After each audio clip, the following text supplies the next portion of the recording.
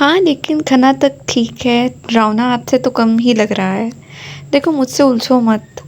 अच्छा अगर उलझूँ तो क्या कर लोगी? उसे इस भयानक चेहरे को और भयानक कर लूँगी। अपनी असली शक्ल मतलब चुड़ैल की शक्ल में आ जाऊँगी। अपने पैर उल्टे कर लूँगी, क्या लूँगी? वो उसे तंग करते हुए बोला, क्योंकि वो वशमा के आंसू देख चुका था और उसकी आवाज़ से भी पता चल रहा था कि वो डरी हुई है, इसलिए वो उसे तंग कर रहा था। देखो मिस्टर, अकेले समझकर मुझसे बदतमीज़ी ना करो, वरना अंजाम अच्छा नहीं होगा। ओह! मैं तो भूल ही गया, वैसे आपका नाम क्या है? मैं और तुम्हें अपना नाम क्यों बताऊँ? देखो लड़की, कम चुड़ैल। वशमा ने एकदम मुड़कर उसे गुस्से से देखा। अच्छा ना, आराम से। इसलिए पूछ रहा हूँ कि अगर कहीं पीछे रह जाओ तो आवाज़ तो लगा सकूँ। वशमा ने कुछ देर सोचा, फिर अपना नाम बताया। वशमा नाम है मेरा। सही ही है। उफ़, तुम इतने अजीब क्यों हो?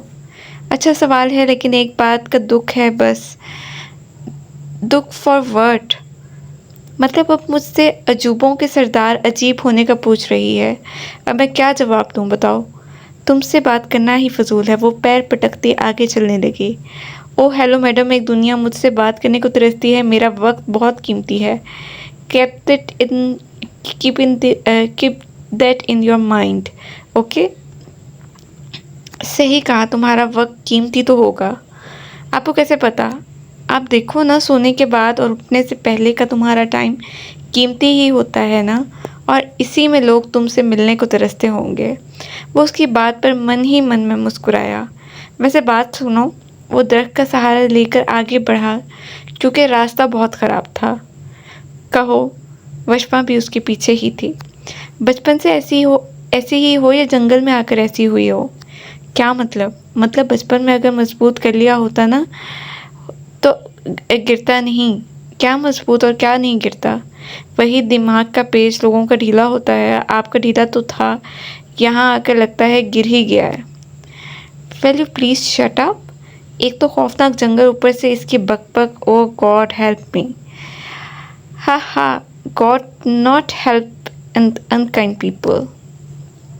आह, अल्लाह प्लीज़ उसका मुंह बंद करवाएं।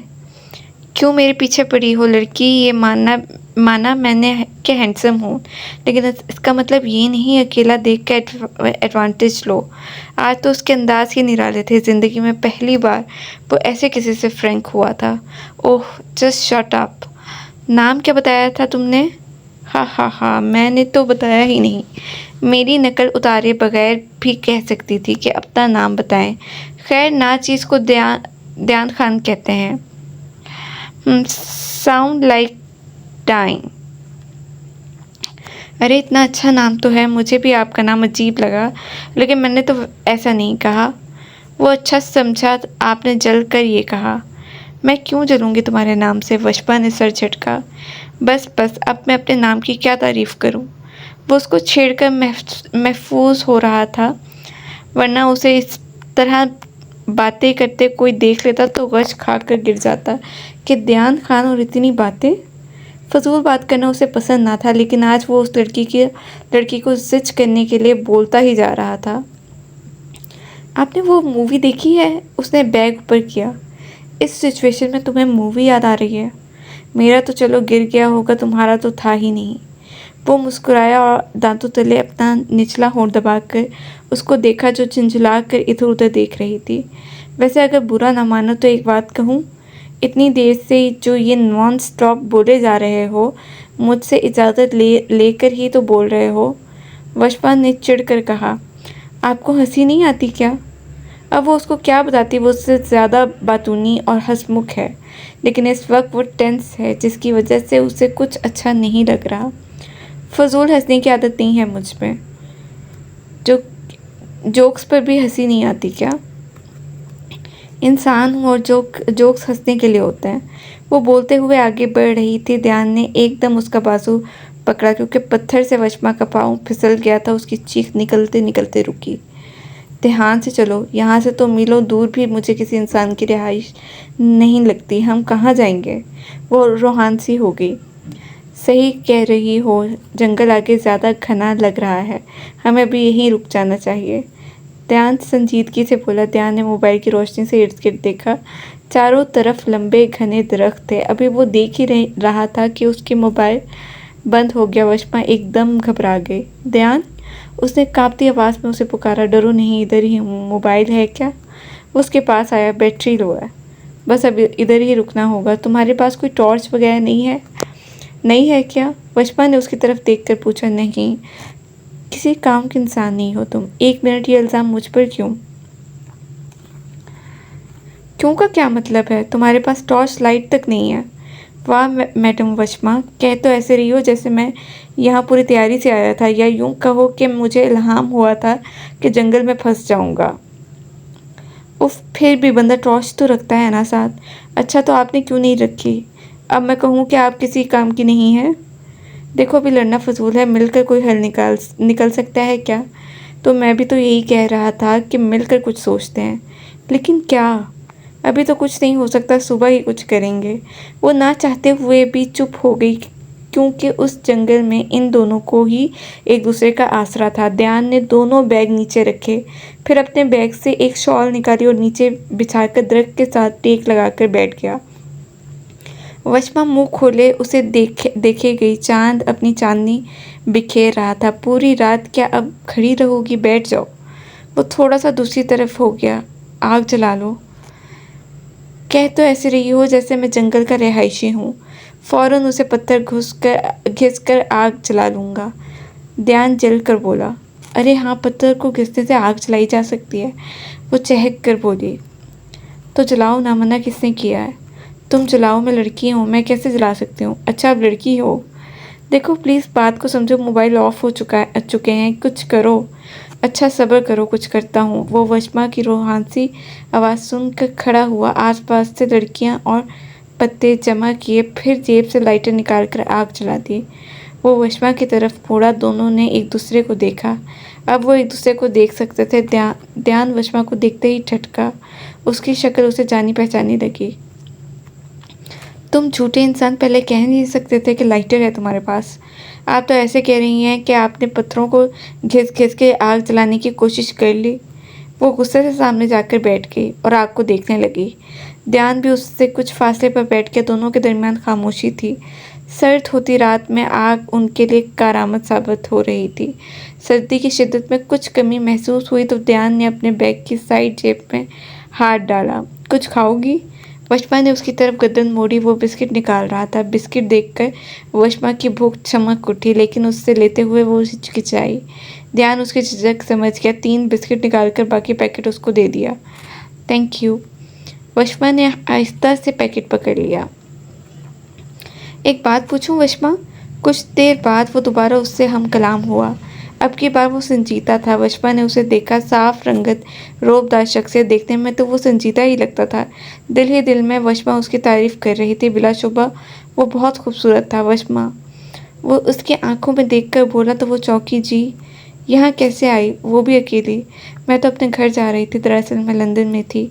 8 महीने पहले ही गई थी। सेमेस्टर मुकम्मल हो गया तो वापस घर आ गई। सरप्राइज़ के चक्कर में किसी को बताया भी नहीं, वरना लाला खुद लेने आ जाते। रास्ते में बस ख़राब हो गई। ड्राइवर ने कहा पैदल स्टॉप तक चली जाएं और मैं यहाँ पहुँच गई। घर कहाँ है? नील झील के पास। और तुम यहाँ कैसे? मैं बिज़नेस के लिए बाहर गया हुआ था, कल ही वापस आया हूँ।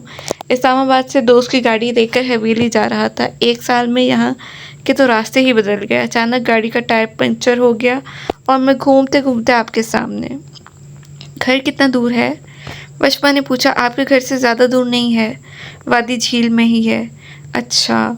ध्यान उसे देखता रहा। उसके दिल में सवाल उठ रहे थे जो वो वशमा से पूछना चाह रहा था।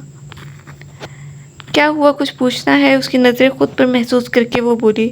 हाँ, आपके वालिद का क्या नाम है? वशमा चौंकी। उसके चेहरे का रंग उड़ा। क्यों, क्या हुआ? नहीं, कुछ नहीं, ऐसे ही पूछ रहा था। सो जाएं। वो अपना बैग सर के नीचे रख कर लेट गया। नहीं, मुझे नींद नहीं आ रही। अच्छा चलो फिर निगरानी करो, मैं तो सो रहा हूँ। और वशमा उसको दिल ही दिल में गालियाँ देती। कब सोई उसे पता भी नहीं चला। रात का न जाने कौन सा पहर था जब ध्यान की आँख खुली। चांद की मध्यम रोशनी हर सू फैली हुई थी। उसने वशमा को देखने के लिए गर्दन मोड़ी। उसको देखते ही ध्यान के लबों को मुस्कुराहट छुई। वो सिमट कर सर बैग पर रखे सो रही थी। चुड़ैल सोते हुए कितनी मासूम लग रही है। फिर सर झटक कर दोबारा आंखें बंद कर लें। फजर की अजान रात की खामोशी को चीरती हुई हर सू बिखरी। अजान सुनने के बाद मीरब ने आहिस्ता से अपना हाथ अरहम के हाथ के नीचे से निकाला और वजू करने के लिए उठ गई। वो वजू करके बाहर आई तो अरहम भी मस्जिद जाने के लिए उठ गया था। वो रिमशा के कमरे की तरफ बढ़ गई क्योंकि उसे उठाने की ड्यूटी उसने खुद ही मीरब पर लगाई थी, क्योंकि अलार्म से तो वो हरगिज़ नहीं उठती थी। रिमशा उठ जाओ। मीरब ने आहिस्ता से उसका बाजू हिलाया तो उसने आंखें खोल दी। अस्सलाम वालेकुम भाभी। वालेकुम सलाम, उठ जाओ जल्दी से। उसे उठाकर वो दोबारा कमरे में आई। फिर नमाज पढ़कर किचन की जानिब बढ़ गई, क्योंकि हवेली में सभी नमाज के बाद काम पर जाने के लिए तैयार होने लगते हैं। अस्सलाम वालेकुम। वालेकुम अस्सलाम। नाजो आगा जान और बीजी उठ गए? उसने फ्रिज से दूध निकालते हुए पूछा। जी उठ गए हैं। चलो ठीक है, तुम नाश्ता बनाओ, मैं सलाम करके आती हूँ। वो चाय चूल्हे पर चढ़ाकर आगा जान के कमरे की जानिब बढ़ गई। अस्सलाम वालेकुम। वो आहिस्ता से दरवाज़ा खटखटाकर अंदर चली आई। वालेकुम अस्सलाम। आओ मेरी बच्ची, कैसी हो? मैं बिल्कुल ठीक। आप दोनों कैसे हैं? अम्मा से प्यार लेने के बाद उसने अपना सर आगा जान के सामने किया तो उन्होंने मुस्कुरा कर उसके सर पर हाथ रखकर दुआ दी, खुश रहो, आबाद रहो। मैं नाश्ता बनवा रही हूँ, आ जाइए, कहकर वो कमरे से बाहर निकलकर दूसरी जानिब आलिया बेगम के कमरे की जानिब बढ़ गई। अस्सलाम वालेकुम पप्पू जान। वालेकुम अस्सलाम। कैसी है मेरी चंदा? मैं ठीक, आप बताएं। रात से देख रही हूँ उदास है, क्या हुआ है? दिल बहुत बेचैन सा हो रहा है। उन्होंने कुरान बंद किया। वशमा से बात किया आपने? नहीं, फ़ोन नहीं उठा रही है, शायद इम्तिहान चल रहे हैं इसलिए मसरूफ़ है। चले मैं शाम को उसको कॉल करूँगी, आप उदास ना हो, जल्दी से नाश्ते के लिए आ जाएं। वो उठकर जाने लगी। तभी वो बोली, मीरब बच्चे तुम भी परेशान ना हुआ करो, कुछ भी नहीं होगा। मीरब उनकी जानिब पलटी। फूफो डर लगता है, जब सच्चाई सबको पता चलेगी तो क्या होगा? कुछ नहीं होगा, पूरी हवेली जानती है अरहम तुमसे कितनी मोहब्बत करता है। डरो नहीं, मोहब्बत तो आप भी करती थी ना। आलिया की आंखों में दर्द वाज़िया हुआ। अल्लाह सब ठीक करेंगे बच्चे। इसने मुस्कुराकर सर हिलाया और बाहर आ गई। नाज़ो टेबल पर नाश्ता लगा रही थी। वो एक नज़र उसे देखकर सुस्त कदमों से चलती अपने कमरे में आ गई और अलमारी से अरहम के लिए कपड़े निकालने लगी। तभी वो कमरे में दाखिल हुआ और सलाम किया। वालेकुम अस्सलाम। ये लें, जल्दी से तैयार हो जाए, नाश्ता तैयार है। अरहम ने उसके हाथ से कपड़े लेकर एक तरफ रखे और उसका हाथ थामे बेड की तरफ बढ़ गया। हो जाऊंगा तैयार, 2 घड़ी मेरे साथ तो बैठ जाओ।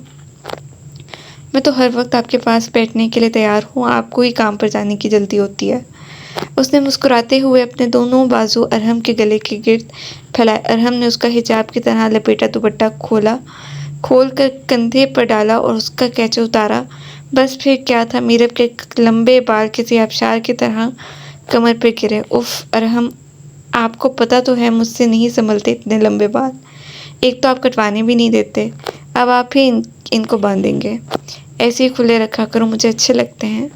उसने मीरब के चेहरे पर आती लटें कान के पीछे की। वो हल्का सा मुस्कुराई, फिर कहने लगी, अच्छा रहम, आज छुट्टी कर लें, 1 हफ्ते से मुसलसल खुद को मसरूफ़ किया हुआ है। नहीं आज नहीं, फिर किसी दिन कर लूँगा, अभी बहुत काम है। मीरब ने मुँह बसोरा। ऐसा ना करो, पता है ना, फिर मेरा दिन अच्छा नहीं गुजरेगा। उसने थोड़ी के नीचे उंगली रखकर मीरब का चेहरा ऊपर किया। अच्छा लेकिन वादा करें, कल मुझे झील पर लेकर जाएंगे और मेरे साथ दिन गुजारेंगे। Okay done. और कोई हुक्म? अरहम ने उसके सर पर प्यार किया। नहीं, वो उसके सीने से लग गई। मेरी ज़िंदगी। आगा खान हवेली, जिसका रूप पूरे शहर में मशहूर था, उनका एक बेटा उमर खान और एक बेटी आलिया खान थी। उमर खान की बेगम आमना थी और उनके 2 बेटे अरहम खान और असफंद खान और एक बेटी रिमशा थी, जबकि आलिया बेगम की एक ही बेटी थी, वशमा खान, जो कि अपने आगा जान की लाडली थी। आगा खान हवेली से कुछ ही फासले पर मौजूद वकास अली खान की हवेली का मंजर भी कुछ वैसा ही था। फजर की नमाज के बाद सब अपने मामूल के कामों में मसरूफ़ हो गए थे। नाश्ते की मेज़ पर सरबराही कुर्सी पर बैठे वक्कास अली खान जुल्फ़कार साहब से ज़मीन के सिलसिले में बातें कर रहे थे। तभी शाहज़ैन खान, जो कि वक्कास खान के छोटे बेटे थे, अपनी जगह पर आकर बैठे। शाहज़ैन खान, तुम दिन ब दिन अपनी तहज़ीब भूलते जा रहे हो। वक्कास अली खान की रोबदार आवाज़ गूंजी। अमल और नवाल ने डर कर बीबी जान को देखा, जो दाएं जानी बैठी थी। अस्सलाम वालेकुम। शाहज़ैन खान ने बिना किसी को देखे सलाम करके चाय का कप उठाया और एक ही घूंट में पीकर बाहर चले गए। नवाल फ़ौरन उनके पीछे बाहर भागी। चचा जान, वो पलटे और मुस्कुराकर उसके पास आए। अपना ख्याल रखिएगा चचा जान, और जल्दी आइएगा। ये लें दवाई, वक्त पर खाइएगा। उसने दवाई उनकी तरफ बढ़ाई। जीती रहो मेरी शहज़ादी। वो उसके सर पर हाथ फेर कर चले गए तो वो वापस अंदर आ गई, जहाँ वक्कास खान बोल रहे थे, उसको इश्क ने निकम्मा कर दिया है। इतने साल गुजर गए, उसका दिमाग ठिकाने पर नहीं आया। बस कर दें, मेरे बच्चे को जीने दें। क्यों उसके पीछे पड़े रहते हैं? सब कुछ तो छीन लिया आपने उससे। अब बचा ही क्या है उसके पास? वो रोने लगी। वक्कास अली गुस्से से उठकर चले गए। जुल्फ़कार खान उनके पीछे गए। जुनैरा बेगम बीबी जान के पास आई। बीबी जान, मत रोएं, सब ठीक हो जाएगा। क्या ठीक हो जाएगा जुनैरा? कुछ भी नहीं होगा। सारी ज़िंदगी उसने ऐसी ही गुजार दी। बीबी जान सही कह रही हैं मोरे। नवाल भीगे लहजे में बोली। मैं पहले की तरह चाचू को हंसता मुस्कुराता देखना चाहती हूँ। क्यों बड़ों की लड़ाइयों का खमियाजा बच्चे भुगते हैं? उसकी आंखें अपने चाचू के बारे में सोच कर नम हो गईं। अल्लाह सब बेहतर करेंगे मेरी जान। बीबी जान ने उसे अपने पास बुलाया तो वो उनके गले लग गई। लाला को इस दफ़ा मैं सब बता दूंगी। मुझे यकीन है वो सब ठीक कर देंगे। वो रोते हुए बोली। इंशाल्लाह सब ठीक हो जाएगा। जुनैरा बेगम ने नवाल के सिर पर हाथ रखा। वक्कास अली खान के दो बेटे जुल्फ़कार अली खान और शाहज़ैन खान थे, और उनकी एक बेटी पलवशा, जो कि आज से 7 साल पहले खालिक के हकीकी से जा मिली थी। जुल्फ़कार अली खान की बेगम जुनैरा थी और उनके 3 बच्चे थे, नवाल, अमल और दयान। जबकि पलवशा की एक ही बेटी थी, जिसको बाप ने ही पालकर ब्याह दिया था। वक्कास खान की हवेली का गांव भर में नाम था।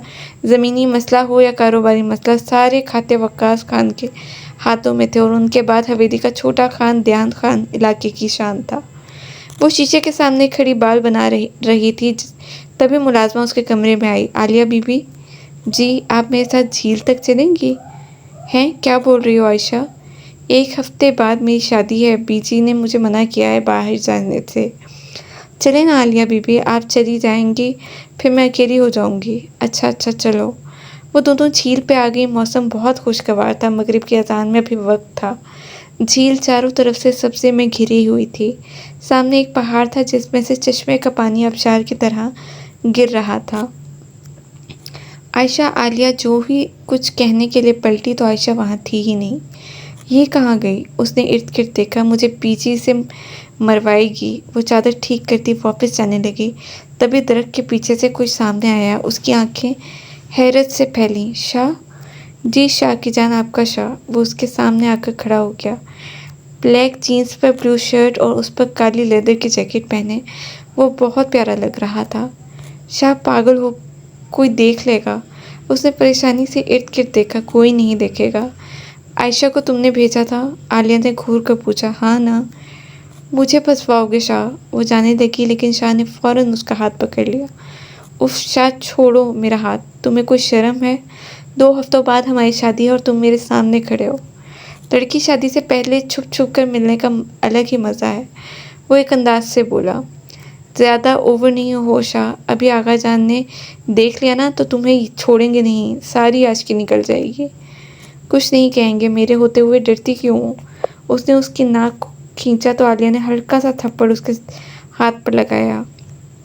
पीछे रहो, शर्म करो। आज तो आगे, अब मत आना है। ऐसे अच्छा नहीं लगता शादी से पहले मिलना। ठीक है मेरी जान, आपका हुक्म सर आँखों पर। दिल नादान को समझाना ही पड़ेगा। नहीं आऊँगा अब। अच्छा, अब मैं जा रही हूँ, अपना ख्याल रखना। अल्लाह हाफ़िज़।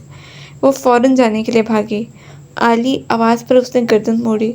शिद्दत से तुम्हारे साथ का इंतज़ार है, जब तुम मेरे नाम से पहचानी जाओगे। जाने शाह, आई लव यू। वो ऊंची आवाज़ में कह रहा था। आलिया ने सर पर हाथ मारा। अल्लाह शाह मुझे मरवाओगे और साथ में खुद भी मरोगे।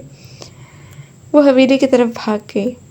चिड़ियों की आवाज़ से उसकी आँख खुली। कुछ देर तो उसको समझ ही नहीं आया वो कहाँ है, लेकिन जो ही ज़हन बेदार हुआ वो झटके से गड़बड़ा कर उठी। हल्की हल्की रोशनी हो रही थी और साथ ही ठंड में भी इजाफा हो रहा था।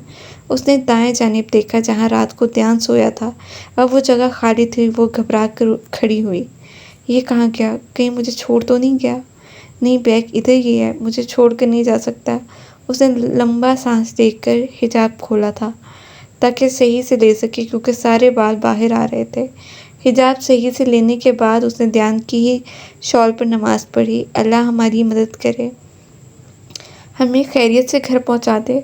दुआ मांगकर वो अपने बैग की तरफ मुड़ी और दूसरा हिजाब निकाला, क्योंकि वशमा को उसमें उलझन हो रही थी। उसने बालों में ब्रश फेरने लगी। ध्यान जो बाएं जानिब से आ रहा था वशमा को देखते ही पीछे रुक गया। वो अपने काम में मगन थी और रोने का काम भी साथ साथ जारी था।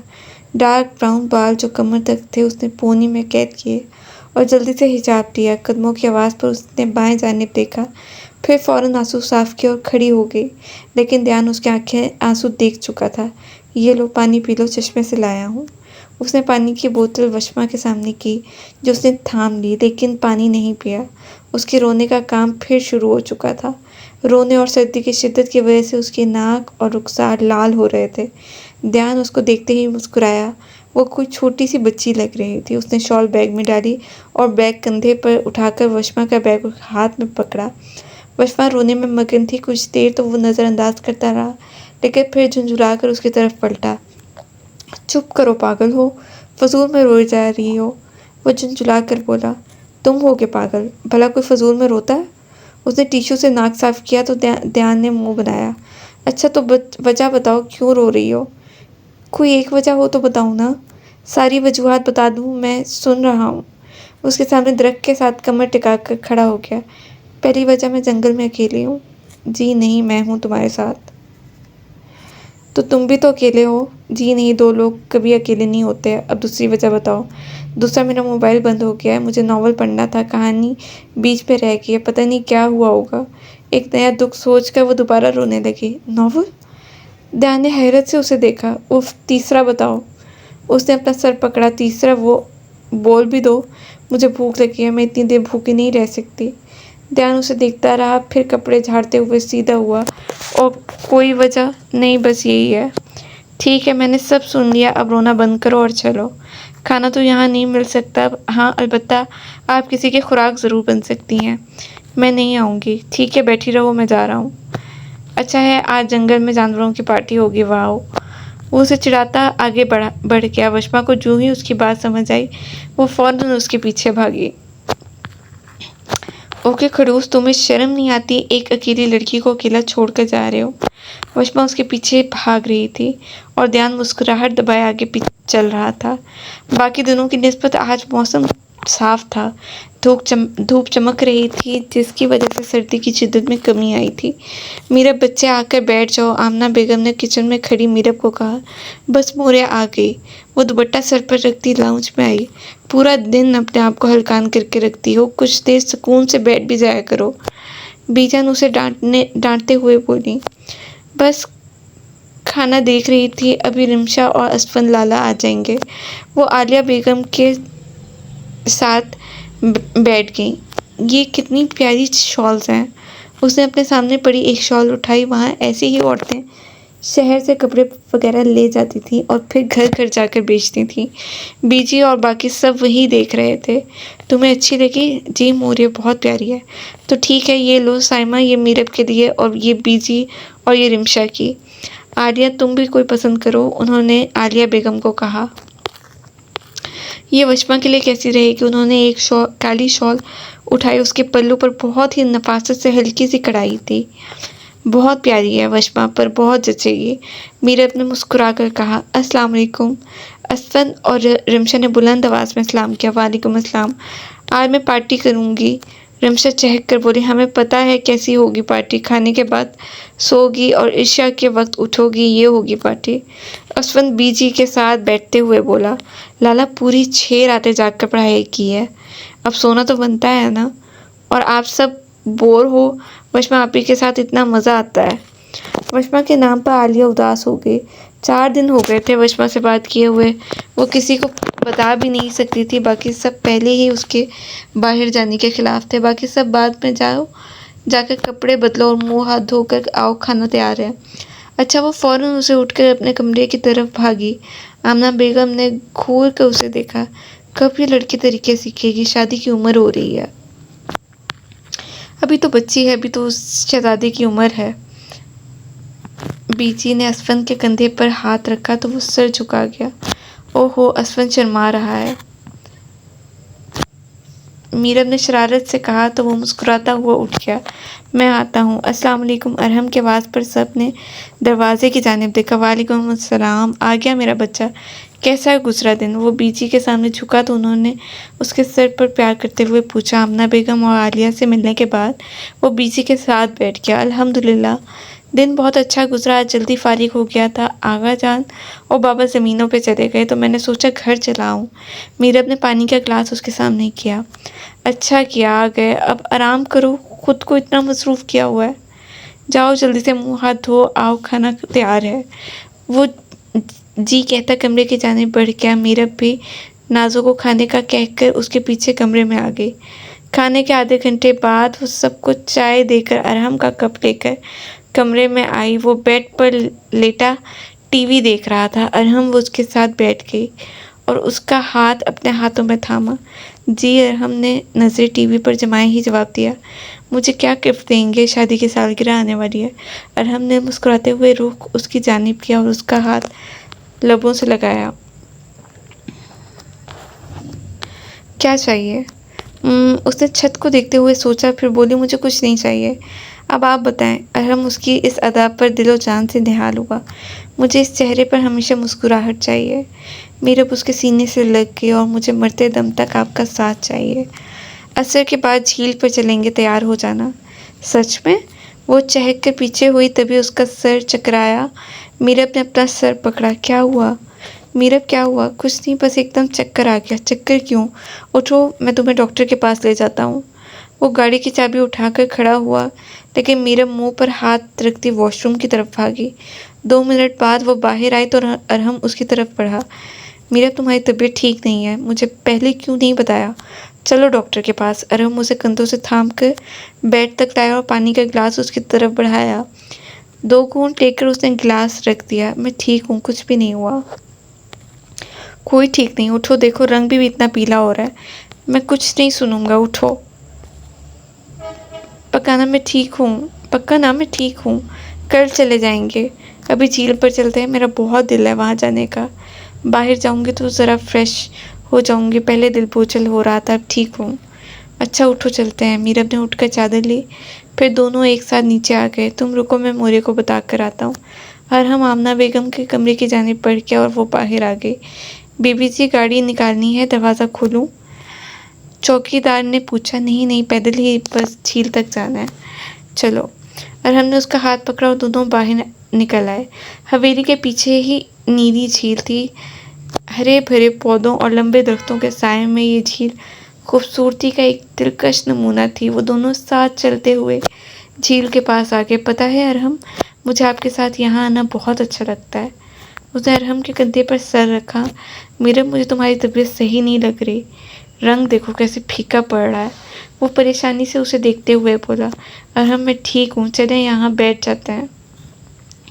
वो दोनों घास पर बैठ के उसने अपना सर अरहम के कंधों पर रख दिया। अरहम, सता सर मीना लरम, मैं आपसे बहुत प्यार करती हूँ। अरहम के चेहरे पर मुस्कुराहट फैली। मैं भी तुमसे बहुत प्यार करता हूँ। वो अब आहिस्ता आहिस्ता उसके हाथों की लकीरों पर उंगलियां फेर रही थी। फिर आहिस्ता से हाथ पहलू में रख लिया। सर अभी भी अरहम के कंधे पर था। पप्पू जान की वशमा से बात हुई है? उसकी पढ़ाई मुकम्मल हो जानी थी ना इस माह। 4 दिन हो गए फ़ोन नहीं किया, वरना तो हर 2 दिन बाद फ़ोन करती हैं। लाला इस दफ़ा आऊँगी तो ये करेंगे वो करेंगे। तुम्हारी बात हुई उससे? बोलते बोलते उसने मीरब का हाथ पकड़ा, लेकिन मीरब ने कोई जवाब नहीं दिया। उसका हाथ भी ठंडा हो रहा था और अरहम ने उसके गाल पर हाथ रखा, वो भी ठंडी हो रही थी। मीरब उसने आहिस्ता से उसका सर उठाया, लेकिन वो दोबारा ढलक गया। मीरब उसने परेशानी से उसका चेहरा थपका। वो बेहोश हो गई थी। मीरब उठो, क्या हुआ है? मीरब मेरी जान देखो, मेरा दिल बंद हो जाएगा, ऐसे नहीं करो। अरहम के हाथ पाँव फूल गए। वो मुसलसल उसका चेहरा थपकते हुए बोल रहा था, फिर एकदम से उसे उठाकर हवेली की तरफ भागा। अकील बाबा दरवाज़ा खोलें, वो दूर से ही चीखा। लाउंज में अरहम की जोरदार आवाज़ सुनकर सब बाहर आए। क्या हुआ मीरब को? आलिया बेगम भागकर उसके पास आई। अरहम मीरब को सोफे पर लिटा चुका था। पता नहीं फूफो क्या हो गया, अरहम रो देने को था। आगा जान ने उनके कंधे पर हाथ रखा। हौसला करो बच्चे, कुछ नहीं हुआ। अकील आगे क्लिनिक से डॉक्टरनी को लेकर आओ। आगा जान अकील को हुक्म देते लाउंज में आए। अरहम मीरब को कमरे में ले जाओ। जी। वो उसे कमरे में ले आया और मुसलसल उसके हाथ मलता रहा। तभी आमना बेगम डॉक्टर के साथ कमरे में आई तो वो बाहर निकल गया। डॉक्टर ने चेकअप करके कुछ दवाइयाँ लिख कर दी और एक इंजेक्शन लगा कर वो आमना बेगम की तरफ पलटी। आपको बहुत बहुत मुबारक हो, आप दादी बनने वाली हैं। डॉक्टर की बात सुनते ही आमना बेगम के साथ साथ कमरे में आती बीजी ने खुशी से डॉक्टर को देखा, जबकि अरहम ने फिक्रमंदी से मीरब को। बहुत बहुत शुक्रिया, जीती रहो। बीजी ने डॉक्टर के सर पर हाथ रखकर दुआ दी और मीरब के साथ बैठ गई। आप सब ने अब मीरब का ख्याल रखना है और आप मेरे साथ आएँ। जाते हुए उन्होंने अरहम को इशारा किया। देखें अरहम, मीरब के शौहर होने के नाते आपको ये बातें पता होनी चाहिए। क्या बात है, आप बताएं मुझे। मीरब बहुत कमज़ोर है, आपने इसका ख्याल रखना है, उसके खाने पीने का, वॉक, नींद, हर चीज़ का। किसी चीज़ की टेंशन नहीं देनी उसे। मीरब को होश कब आएगा? उसके चेहरे पर फिक्र थी। मैंने इंजेक्शन लगा दिया है, 2 घंटे तक आ जाएगा, परेशानी की कोई बात नहीं है। वो चली गई तो वो भागकर कमरे में आया जहाँ बीजी, आमना बेगम और आलिया मौजूद थी। आओ अरहम बेटा, तुम ख्याल रखो, मैं असफन को मदरसों में ख़त्म की देख बंटवाने का कहती हूँ और आमना तुम सबको कल कुरान खानी का कह दो और मीरब का सदका दो। वो बोलती हुई बाहर चली गई। अरहम ने सबके जाते ही दरवाज़ा बंद किया और मीरब के सरहाने बैठकर उसका हाथ पकड़ा। तुम्हारे मामले में मैं बहुत कमज़ोर हूँ मीरब, तुम्हें ऐसे नहीं देख सकता। उसने उसका हाथ आंखों से लगाया। अस्सलाम वालेकुम भाभी। वालेकुम सलाम। कैसी हो आलिया, याद आ गई मेरी? नहीं भाभी, ऐसी बात नहीं है, मैं माज़रत चाहती हूँ, फ़ोन नहीं कर सकी। आपको बहुत बहुत मुबारक हो। कैसा है मेरा शहज़ादा? खैर मुबारक, बिल्कुल अपने चचा जान पर गया है। वो शाहज़ैन को देखते हुए बोली, जो सीढ़ियाँ उतरकर उनके पास ही आ रहा था। उसने स्पीकर ऑन करने का कहा तो सुनैरा बेगम ने फ़ोन का स्पीकर खोल दिया। शाह अब बच्चे को उठाकर उसके साथ खेल रहा था। फिर उसका मतलब है बहुत प्यारा है। आलिया की बात पर शाह मुस्कुराया। हाँ, बहुत प्यारा है। वो फ़ोन की जानिब झुक कर बोला। शाह की आवाज़ सुनते ही आलिया ने ज़ुबान दांतों में दबाई। भाभी, शर्म से आलिया से आगे कुछ कहा ही नहीं गया। शाह जाओ यहाँ से, बहुत, मुझे बात करने दो। और बताओ, शादी की तैयारी कहाँ तक पहुँची? अभी तो रहती है, रोज़ ही बाज़ार का चक्कर लगता है। आप बताएं, नवाल कैसी है? क्या नाम रखा है शहज़ादे का? नवाल बिल्कुल ठीक है और नाम उसके चाचू ने ही रखा है, दयान खान। लड़की का नाम भी मैंने सोच रखा है। शाह जाते हुए ऊंची आवाज़ में बोला। आलिया ने मुस्कुराकर सर झुकाया। वो जानती थी शाह को बेटियां बहुत पसंद हैं। भाभी, मुझे कुछ पूछना था। हाँ पूछो, सब खैरियत? भाभी, पलवशा ठीक है? हाँ ठीक है, बाबा ने बात की थी, वो खुद भी इकट्ठी शादी नहीं करना चाहती।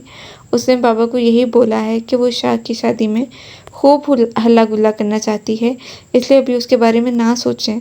शुक्र है, वरना मुझे उनकी बहुत फ़िक्र हो रही थी। तुम बेफिक्र होकर अपनी शादी की तैयारी करो।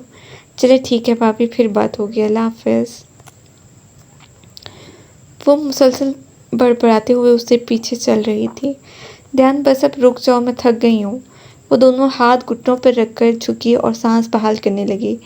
ध्यान ने रुक कर उसे देखा। वशमा शाम होने वाली है। उसने बैग नीचे रखे और दर्द के साथ कमर टिकाकर खड़ा हो गया। वो भी थक गया था। हम नहीं निकल सकते यहाँ से ध्यान, हम यहीं गल सड़ जाएंगे और हमारे घर वालों को पता भी नहीं चलेगा। हमारी रूहें इसी जंगल में भटकती रहेंगी, फिर हम सबको डराएंगे। ठीक है, उफ कितना मज़ा आएगा। आखिरी बात बोलते ही वो हंसने लगी। ध्यान ने मुस्कुराते हुए सर हिलाया। पागल लड़की, मेरे में और हिम्मत नहीं है ध्यान। वो रूहान सी हो गई, फिर अपने बैग के पास आई और झुककर साइड जेब में कुछ देखने लगी। क्या हुआ? देख रही हूँ शायद कुछ मिल जाए। उसने बैग खोला, ध्यान की नज़र उसके सामान पर गई। एक तरफ नॉवेल से कपड़े तो बस नाम की ही थी, उसके ऊपर एक शील्ड पड़ी थी और कुछ फाइल्स। ये किताबें भी साथ लेकर आई हो। नॉवेल से उनके बगैर मेरा गुजारा नहीं होता। वह पाउच देख रही थी। ये मोबाइल ऑन करके देखो, शायद चल जाए। उसे मोबाइल पकड़ाकर वो बैग बंद करके सीधी हुई। चला। एक सेल है बैटरी का, लेकिन सिग्नल नहीं है। वशमा ने फ़ोन दोबारा बंद करके बैग में रख दिया। ध्यान की नज़र मोबाइल कवर पर गई। एक लड़के की तस्वीर थी जिसका चेहरा हुड में छुपा हुआ था और उसके ऊपर लिखा था जहान सिकंदर। ध्यान ने वशमा की तरफ देखा और सर थाम कर दरख्त के साथ नीचे बैठी हुई थी। ध्यान के दिमाग को मुख्तलिफ सोचों ने घेर लिया। क्या जहान वशमा का? उससे आगे उससे सोचा ही नहीं गया। उसने अपना सर झटका। चले अब? कोई फ़ायदा नहीं है। मुझे तो लगता है हम बाहर जाने के बजाय इस घने जंगल में घिसते जा रहे हैं। इसलिए यही बैठ जाओ। मुझ में और हिम्मत नहीं है चलने की। अल्लाह, हम कब निकलेंगे इस खौफनाक जंगल से? मदद करें हमारी। वो चीखी। बैठ जाओ ध्यान। उसके कहने पर ध्यान ने बैग से शॉल निकाल कर नीचे बिछाई। वशमा, इधर आकर बैठ जाओ। उसके बुलाने पर वो उठकर उसके पास बैठ गई। आसमान पर अंधेरा छा रहा था। ध्यान ने उठकर टहनियाँ इकट्ठी की और फिर आग लगाई। तुम सिगरेट पीते हो? हाँ, लेकिन इतनी नहीं, बस कभी कभी। कितनी बुरी हरकत है ये। तुम्हें अपनी सेहत का ख्याल रखना चाहिए, अपने लिए ना सही, उन लोगों के लिए जो तुमसे मोहब्बत करते हैं। वो उसे देखे गया। समझ आ रही है या नहीं? अब तुम सिगरेट नहीं पियोगे, समझे? वो रोब से बोली। अच्छा अच्छा, अब चीखो नहीं। तुम्हारी चीख की वजह से अगर कोई जानवर इधर आ गया ना, तो फिर चीखना क्या, बोलना भी भूल जाओगी। वो उसे तंग करता उसके साथ थोड़े फासले पर बैठा। वशमा उसकी बात सुनते ही एकदम से सिमट कर बैठी। मीरब ने आहिस्ता से आंखें खोली। कमरे में नाइट बल्ब की मध्यम रोशनी थी। मीरब ने बाएं जानिब देखा। अरहम वहाँ नहीं था। बाहर टेरेस से हल्की हल्की रोशनी आ रही थी। वो समझ गई कि अरहम बाहर है। वो उठकर बैठी और साइड लैंप ऑन किया। अरहम, उसने आहिस्ता से आवाज़ दी। दोनों पाँव टेबल पर टिकाए, गोद में लैपटॉप रखे और वो काम में मसरूफ़ था। मीरब की आवाज़ पर फ़ौरन लैपटॉप एक तरफ रखा और कमरे में आया। क्या हुआ? कुछ चाहिए? अब कैसा महसूस कर रही हो? तबीयत ठीक है? उसने मीरब का हाथ थामकर कई सवाल कर डाले। मैं ठीक हूँ। उससे पहले वो कुछ बोलता दरवाज़ा खटका। अरहम ने उठकर दरवाज़ा खोला। सामने आमना बेगम थी। मोरे, मीरब जाग गई?